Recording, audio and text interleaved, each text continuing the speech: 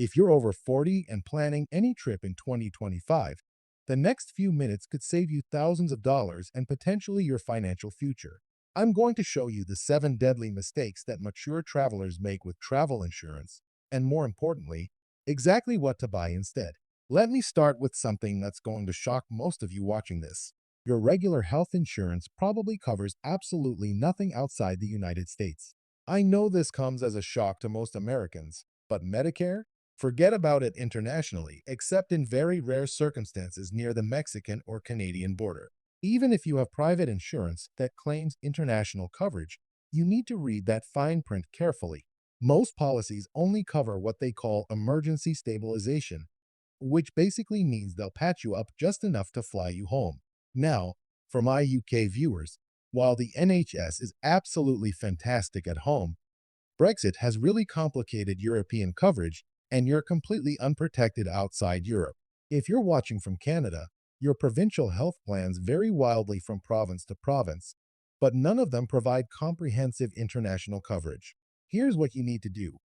Always buy comprehensive medical coverage with at least $100,000 in benefits. And if you're over 60, I'd recommend bumping that up to $250,000. Don't assume anything. Call your current insurer and verify exactly what they cover before you leave home. Now, let's talk about something that confuses almost everyone I speak with. This mistake alone costs travelers thousands every year, and it's the difference between trip cancellation and trip interruption. Trip cancellation covers you before you leave home. Trip interruption covers you after your trip has already started. Sounds simple, right? But you'd be amazed how many people get this wrong. Here's a perfect example of what I mean. John from Manchester had to cancel his cruise because his wife fell seriously ill just 2 days before they were supposed to depart. The problem? He only had trip interruption coverage. Completely useless. He ended up losing $8,000. Meanwhile, Sarah from Vancouver got terrible food poisoning on day 3 of her 2-week European tour and had to fly home early. She thought she was covered because she had trip cancellation insurance. But since her trip had already started, that policy didn't help her at all. She lost $4,000 in unused accommodations and had to pay another $1,200 for an emergency flight change. You need both types of coverage, and here's what to look for. Your trip cancellation should cover at least 100% of your non-refundable trip costs. Trip interruption should cover both the unused portions of your trip and any additional expenses like those emergency flights home.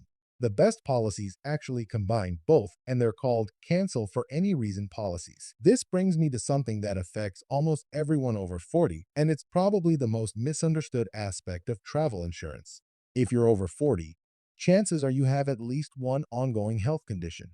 Maybe it's high blood pressure, diabetes, heart issues, or joint problems. Here's what most people don't realize. Standard travel insurance policies exclude any claims related to pre-existing conditions. Any of them. But here's the thing: insurance companies don't advertise loudly enough. Most policies actually have something called a pre-existing condition waiver if you buy your insurance within 10 to 21 days of making your very first trip payment, and you're what they call medically stable when you purchase the policy. Now, medically stable typically means no changes in your medication, no new symptoms, and no pending test results in the 60 to 90 days before you buy the policy. Let me tell you about Linda from Phoenix because her story really drives this point home. She'd been managing her diabetes for years with the same medication. Everything was stable and under control. She thought she was being really responsible by buying travel insurance 6 months before her trip. When she had diabetic complications while visiting Spain, her claim got denied. Why? Because she bought her insurance outside that crucial pre-existing condition waiver window. Here's my advice. Always buy within that crucial window, and always declare all your medical conditions, even if they seem really minor to you. Insurance fraud just isn't worth the risk, and if they find out you didn't disclose something, it voids your entire policy. Speaking of things that can void your policy, let's talk about something that catches a lot of people off guard. You might think you're just going on a gentle, relaxing vacation, but most insurance policies exclude activities you probably wouldn't even consider adventurous. I'm talking about skiing, snorkeling, hiking at higher altitudes, bike tours, And sometimes even organized city walking tours can be excluded from coverage. Robert from Calgary found this out the hard way when he went ziplining in Costa Rica. This was a standard tourist activity offered right by his resort. When he injured his shoulder, his claim got denied because ziplining was listed under their extreme sports exclusions. Can you believe that? Here's what you need to do before your trip. Make a list of every single activity you might possibly do, no matter how tame it seems to you. Then carefully check your policy's exclusion list. If there's any overlap at all, you either need to buy coverage that specifically includes those activities or purchase what's called a separate adventure sports rider. For those of you over 50, pay really close attention to altitude restrictions. Many policies will exclude coverage above 8,000 feet elevation. If you're planning to visit Denver, parts of Mexico, or anywhere mountainous, this could definitely affect you. Now, here's something that really frustrates me about the travel insurance industry, and it has to do with how they price policies based on age. Travel insurance gets significantly more expensive as you get older. But here's the thing that really gets me: the increases aren't gradual at all. There are these major jumps that happen at specific ages like 50, 60, 65, and 70.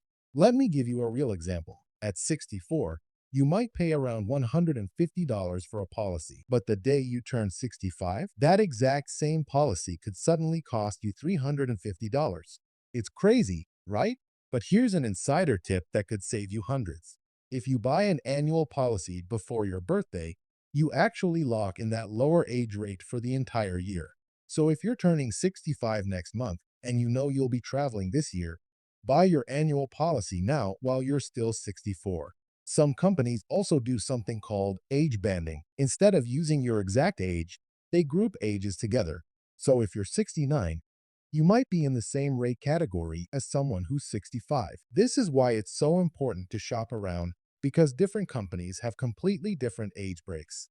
This leads me to a decision that can save frequent travelers a lot of money. Here are some common exclusions that really surprise mature travelers: civil unrest, government travel advisories, pandemics, mental health issues, pregnancy-related complications, alcohol-related incidents, and believe it or not, even some prescription medications can cause issues. Here's your homework assignment, and I'm serious about this. You need to spend at least 30 minutes reading through your policy's complete exclusion list.